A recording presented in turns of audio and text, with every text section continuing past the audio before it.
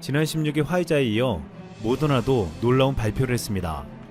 미국 제약사 모더나는 자사가 개발 중인 코로나 백신이 94.5% 예방 효과를 보였다고 발표한 것입니다. 이것은 앞서 화이자가 개발한 백신이 90% 이상의 효과가 있다고 발표한 것보다 더 높은 수치였습니다. 모더나는 높은 확률의 예방 효과도 놀라움을 주었지만 더욱 주목받은 것은 화이자보다 보관하고 유통하기가 훨씬 쉽다는 것입니다. 화이자 백신은 영하 75도 이하에서 보관되어야 하지만 모더나는 영하 20도만 유지하면 효과를 낼 수 있기 때문에 냉장고에서 30일 동안 보관이 가능하다고 알려졌습니다. 즉 화이자는 냉장고에서 5일 이상 보관하면 효과가 떨어지지만 모더나는 화이자보다 무려 6배나 긴 유통기간을 가지고 있다는 것입니다. 또한 이 소식이 무엇보다 우리에게 반가운 이유가 있습니다. 모더나가 보건복지부 그리고 국내 대형 제약사와 3자 협력 의향서 체결을 추진하고 있다는 것입니다. 화이자를 확보하지 못했다고 비판받은 우리 입장에서는 모더나의 시험 결과 발표는 반갑지 않을 수 없었습니다. 먼저 화이자 백신이 90%의 효과를 보였다는 소식이 전해지자 일부에서는 우리 정부의 느린 대응을 비판했습니다. 한 국내 언론은 일본은 1억 개를 샀는데 한국은 0개라고 비판했고 다른 언론은 이스라엘도 800만회 분을 구매 계약했는데 왜 우리는 하지 않았냐고 했습니다. 하지만 모더나의 효능이 입증되면서 이 같은 비판은 한순간에 사그라졌습니다. 우리는 현재 모더나 계약을 추진하는 동시에 이미 국내 제약사는 아스트라제네카, 노바백스, 전염병 예방혁신연합 등과 계약을 맺은 바 있었습니다. 그동안 우리 정부는 아직 제약사들의 임상시험이 끝나지 않았기 때문에 다른 주요국보다 신중하게 접근했으나 많은 국가들이 선구매에 나서자 이에 뒤처질 수 있다는 우려 때문에 빠르게 움직이고 있습니다. 이미 화이자와 모더나 외에 우리가 계약한 아스트라제네카, 노바백스 등도 앞으로 긍정적인 결과를 기대하고 있습니다. 앞으로 우리 정부는 연내 전체 인구 60%인 3천만 명이 접종할 수 있는 물량을 선구매 계약을 통해 확보하겠다고 했습니다.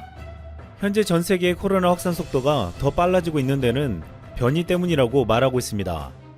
그런데 코로나 바이러스는 세계적으로 확산 속도를 높이는 쪽으로 변이를 일으키고 있지만 변이를 일으킨 바이러스는 백신이 더 잘 작동할 수 있는 조건이 되는 것으로 밝혀졌습니다. 노스캐롤라이나대 약대의 래프 베릭 교수는 D64G 바이러스는 원래 바이러스보다 10배 능가하고 사람과 사이 전파가 일어나는 중요한 부위인 비강 상피세포에서 아주 효율적으로 복제가 일어났다고 말했습니다.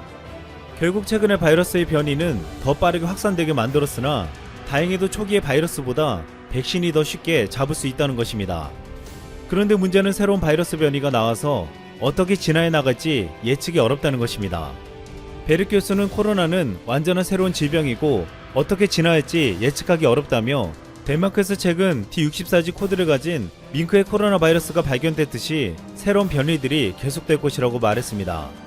그런데 이 같은 예측은 늦었지만 열심히 백신을 개발하고 있는 국내 제약사의 노력이 뒤늦게 빛을 볼 수 있다는 전망이 나오게 만들고 있습니다. 최근 글로벌 제약사들의 긍정적인 시험 결과가 나와도 아직 3상 시험이 끝나지 않아 그 효능이 완벽하게 입증되지 않았고 강력한 백신이 나온다고 해도 추후에 변이가 나오거나 실제적인 효능이 얼마나 많은 대상을 커버할 수 있을지 아직 알 수가 없습니다. 실제로 외국의 한 전문가는 백신의 제약회사가 주장한 90%만큼의 효율을 보이지 못할 수도 있다며 백신이 고령층 등 연령층별로 어떤 효과를 보였는지를 비롯해 실제 다양한 인종, 기저질환 등을 가진 사람들에게 어떤 결과를 보일지 아직 미지수라고 지적했습니다. 게다가 우려가 되는 것은 국내에서 원활한 보급이 제때 이루어지지 않을 수도 있다는 것입니다. 이 때문에 우리나라는 속도는 뒤처지고 있지만 SK바이오사이언스, 진원생명과학, 제닉신 등 세 곳에서 열심히 백신을 개발하고 있습니다. SK바이오사이언스는 다국적 제약사 아스트라제네카, 노바백스의 코로나 백신을 위탁 생산하기로 계약했지만 이하 별개로 자체 코로나 백신도 개발하고 있습니다. 국내 업체에서 유일하게 임상실험에 들어간 제넥신은 임상 1상 결과를 연말에 발표하고 내년에 2상과 3상을 동시에 진행한 후 하반기에 식약처 허가를 받을 예정입니다. 지난주 화이자가 놀라운 시험 결과를 발표하자 제넥신의 성영철 회장은 내년 9월이면 화이자를 넘는 백신이 완료될 것이라고 말했습니다. 그러면서 성 회장은 글로벌 업체들보다 개선된 백신 제품을 만들면 사용할 곳은 얼마든지 널려있다며 정부가 화이자 등 외국산 백신을 들여와 내년 초부터 고령층 등 유형그룹을 대상으로 접종에 나서겠지만 모든 수요를 충당할 수 없기 때문에 내년 하반기부터는 우리 백신이 사용될 것이라고 내다봤습니다. 또한 제넥신은 속도면에서 처진 점을 보완하기 위해 더 베스트 백신 전략을 세웠다고 했습니다. 더 베스트 백신 전략의 골자는 좀 더 안전하면서도 약효 지속력이 높고 가격 경쟁력이 있는 백신을 내놓는 것입니다. 또한 제네신 백신의 강점은 대다수 코로나 돌연변이에 대응할 수 있도록 설계되어 있다는 점이라고 했습니다. 결국 우리가 개발하는 백신은 속도는 느리지만 더욱 강한 백신을 개발하겠다는 것이었습니다. 미국 백신이 연이어 낭보를 전해왔지만 전문가들은 아직까지 일상생활로 돌아가기엔 부족하다고 말하고 있습니다. 코로나 치료제가 아니기 때문에 백신이 실질적인 게임 체인저가 되기는 쉽지 않다는 것입니다.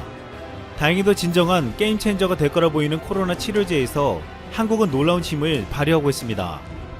58년의 역사를 자랑하는 신풍제약의 항말라리아제 피라맥스가 새로운 역사를 쓸 수도 있다고 보고 있습니다.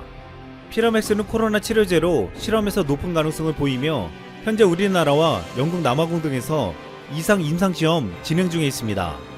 지난 9월 SNS상에서는 피라맥스가 코로나 치료제로 높은 효능이 있다고 알려지자 피라맥스를 긴급 승인하라, 남녀노소 임산부까지 누구나 부작용 없이 복용 가능한 전세계 유일 예방적 코로나 치료제 피라맥스가 있다 라는 글들이 올라왔습니다. 네티즌들 뿐만 아니라 신민보 선모사랑 이비인후과 의원 원장의 발언도 화제가 되었습니다. 그는 대량 약물 투여 방식으로 코로나 팬데믹을 종료할 수 있는 약품이 피라맥스라고 했습니다. 하지만 전문가들은 피라맥스가 코로나 치료제로 공인받기까지는 임상시험의 관문을 반드시 통과해야 한다고 말하고 있습니다. 천은미 이대 목동병원 호흡기내과 교수는 연합뉴스의 통화에서 피라맥스는 지금 임상 2상을 승인받아 시험 중인데 임상 3상이 되기까지는 한참 시간이 남은 상태라며 3상 시험을 다 끝난 후에 그 결과에 따라서 약을 쓰는 것이 맞다고 지적했습니다. 만약 앞으로 3상에서 효능이 입증된다면 피라맥스에 대한 열풍은 현실이 될 수도 있을 것으로 보고 있습니다. 또한 국내 치료제에서 세트리온에서 개발한 항체 치료제도 기대를 모으고 있습니다. 서정진 세트리온 그룹 회장은 11일 MBC 라디오 김종배의 시선집중 인터뷰에서 지금까지 임상을 해봤던 결과를 보면 4일에서 5일이면 몸 안의 코로나 바이러스가 다 사멸된다며 중증으로 발전하거나 장기 손상 환자로 발전할 확률을 없애는 것이라고 설명했습니다. 서 회장은 임상 2상이 연내 종료돼 효과와 안정성에 문제가 없다고 하면 12월에 조건부 승인을 신청할 것이라며 이미 10만 명 정도 코로나 환자가 치료를 받을 수 있는 약을 생산했다고 말했습니다. 현재 국내에서는 신풍제약과 세트리온 외에도 총 17건의 치료제가 임상시험 중에 있습니다. 코로나 사태가 길어지면서 기적같은 백신이 나와 단기간에 종식되면 좋겠지만 전문가들은 아직도 갈 길이 멀다고 말하고 있습니다. 백신과 치료제 개발은 아직 끝나지 않았고 개발된다고 해도 전세계 인구에게 실제로 보급되어 종식이 될 때까지는 1년 이상이 더 걸릴 것으로 보이고 있습니다. 그 과정 속에서 대한민국은 서두르기보다는 꾸준히 더 강한 백신과 치료제를 개발하며 바이러스를 날려버릴 힘을 키우고 있습니다. 21세기 미래 전쟁에는 소리보다 더 빠른 실무기가 대량으로 사용될 것으로 예상된다. 특히 대기권 내에서 마하 이상의 빠른 속도로 비행하며 표적을 타격할 수 있는 극초음속 무기의 등장은 미래 전쟁의 판도를 완전히 뒤바꿀 것이라는 전망까지 나오고 있다. 아직까지 극초음속 무기를 유격하거나 방어할 수 있는 마땅한 수단이나 대책이 없기 때문이다. 이러한 배경 때문에 미국을 중심으로 선진국들은 차세대 전략 무기로 극초음속 무기 개발에 사활을 걸고 있다. 소리보다도 더 빠른 속도로 목표를 타격하는 극초음속 무기는 21세기 전쟁의 판도를 완전히 뒤바꿀 것으로 예상된다. 전쟁에서 남들보다 빠른 속도로 움직일 수 있는 능력은 엄청난 장점이 될 수 있다. 동서고금의 수많은 사례를 통해 무기는 물론 군대 빠른 이동 속도가 전투는 물론 전쟁의 승패를 가르는 중요한 변수임을 확인할 수 있다. 그런데 21세기에는 소리의 속도보다 빠른 그것도 음속의 5배 이상 빠른 극초음속 무기가 등장해 대량으로 사용될 것으로 전망되고 있다. 극초음속 무기가 변화시킬 미래전쟁. 그렇다면 극초음속 무기가 보편화될 21세기 미래전쟁의 모습은 어떻게 바뀌게 될까? 먼저 마하 이상의 속도로 순항이 가능한 극초음속 목격기가 있다고 가정해보자. 이 극초음속 목격기는 시속 6120km 이상의 속도로 순항이 가능해 이론상 뉴욕에서 북경까지 약 11,150km의 거리를 2시간 이내에 비행할 수 있다. 그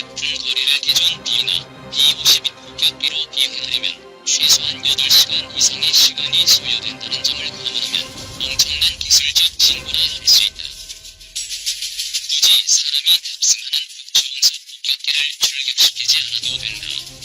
만약 마하 10 이상의 속도로 비행이 가능하고 기존 방어체계로는 탐지조차 불가능한 극초음속 미사일로 표적을 공격할 경우 지휘부의 신속한 결정만 보장된다면 실제 공격 시간은 극단적으로 단축시킬 수 있다. 이것은 표적이 지구 어디에 있든 과거와는 비교할 수 없을 정도로 빠른 속도로 정밀 공격이 가능해진다는 뜻이며 이제 극초음속 무기의 사정권에서 도망친다는 것은 이론상 불가능하다.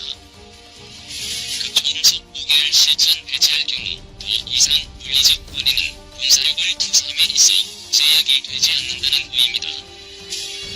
극초음속 무기 마땅한 방어책이 없다. 극초음속 기술이나 이를 활용한 극초음속 무기에 대한 개념은 미국에서 처음 시작됐다. 하지만 극초음속 기술을 바탕으로 극초음속 무기를 먼저 만든 것은 러시아와 중국이다. 러시아와 중국은 미국의 MD에 대응하기 위한 전략 중 하나로 극초음속 무기 개발이라는 카드를 뽑아들었고 일정 부분에서는 가시적 성과를 거두고 있다. 현존하는 가장 강력한 미사일 방어체계인 THAAD 요격 미사일조차도 극초음속 미사일 요격은 쉽지 않다는 것이 대다수 전문가들의 공통된 의견이다. 현재 미국은 추적 레이더의 성능을 강화하고 임무 컴퓨터의 연산 속도를 더욱 빠르게 개량하는 등 극초음속 미사일 요격 능력을 확보하기 위해 노력하고 있다.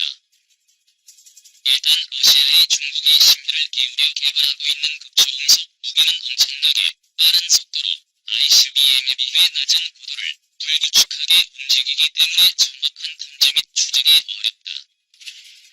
적이 공격하고자 하는 공격 목표를 예측할 수 없기 때문에 정확한 요격도 불가능하며 만약 탐지를 한다고 해도 극초음속 무기와 요격 미사일의 상대 속도가 너무 빠르기 때문에 대응할 수 있는 거리와 시간은 기존 탄도미사일과 비교할 수 없을 정도로 짧다는 것이 정설이다.